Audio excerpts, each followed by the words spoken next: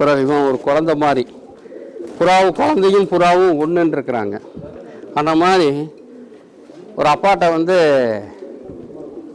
தீனி இல்லைன்னா பசிக்குதுப்பா, எனக்கு அது வாங்கி கொடு இது வாங்கி கொடுன்னு ஒவ்வொருத்தரும் வந்து சொல்லும் போது, அந்த மாதிரி இந்த இவன் எங்கே நான் நிற்கிறேனோ அங்கே வந்து எனக்கு தீனி கொடுப்பா, நான் எனக்கு பசிக்குது அப்படின்னு சொல்லி வந்து நிற்கக்கூடிய ஒரு புறா தான் இவன். இப்போ காலில் நூல் சிக்கிடுச்சு, இது யார்கிட்ட போனாலும் எடுக்க தர மாட்டாங்க அப்படின்னு சொல்லி தன்னுடைய கால்கிட்ட வந்து அவன் கொத்தி பட்டான். இவனுக்கு கொஞ்சம் வயசானவன் தான் இவன்.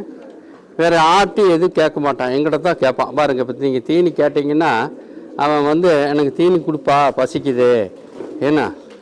அதாவது வந்து புறாவை வளர்க்குறவங்க வந்து ஒரு குழந்தைய பார்க்குற மாதிரி தான் புறாவில் பார்ப்பாங்க எல்லாமே. அந்த மாதிரி ஒரு பெறாக்கார் அனைத்து பேரும் நமக்கு இருக்குதோ இல்லையோ, துணிமணி இருக்குதோ இல்லையோ, ஆனால் அந்த புறாவை வந்து பசியும் பட்டினி இல்லாமல் பார்க்கணுன்னு ஆசைப்பட்டு ஒவ்வொருத்தரும் புறா வளர்த்திட்ருக்குறாங்க. ஆனால் இதெல்லாம் வந்து அந்த புறாவில் ஈடுபடுறவங்க வந்து எந்த தவறான ஒரு செயலுக்கு போக மாட்டாங்க. அந்த ஒரு நல்ல ஒரு பழக்கம்தான் அந்த புறாவை வளர்த்துறவங்களுக்கு இருக்கும். ஏன்னா குழந்தையிலேருந்து அந்த தாய்க்கு வந்து குஞ்சு பொறித்து கொழுப்பு கக்கிறதுல இருந்து அந்த புறாவுக்கு தீனி கொடுக்கறதுல, குடும்பத்தை கவனிக்கிறதுல வந்து இந்த புறாவை பார்த்தா தான் அந்த குடும்பம் அந்த அளவுக்கு ஒரு இது வரும். அந்த மாதிரி ஒரு இனத்தை சேர்ந்தது தான் இந்த புறா லைனேஜ்.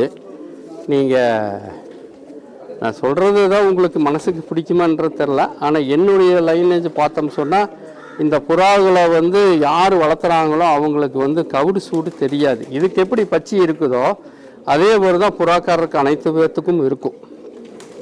கள்ளங்கபடம் இல்லாமல் பேசுவாங்க. அப்புறம் என்ன ஒரு மன வருத்தம் இருக்குன்னா, சில புறாக்காருக்கு எங்கிட்ட ஒரு 2 புறா பறக்க முடியலையே, பறக்கலையே அப்படின்ற ஒரு எண்ணங்களெல்லாம் உருவாகும்.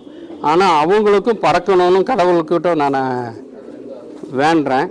அந்த குழந்தைங்க வந்து பந்தயத்தில் விடுவானுங்க, விட்டோன்னு அரை மணி நேரத்தில் அந்த புறா வந்து உட்காந்துரும். அப்போ அந்த வேதனை வந்து அந்த பசங்களுக்கு நம்மளும் நம்ம புறா உட்காந்துருச்சு. ஆனால் அந்த புறாவை ஜெயிக்கிற அன்றைக்கி அந்த பசங்களுடைய குழந்தைகளுடைய மனசுக்குள்ளே இருக்கிறது, நீங்கள் 10 கோடி ரூபா அவன் கையில் கொடுத்தாலும் அந்த அளவுக்கு சந்தோஷம் இருக்காது.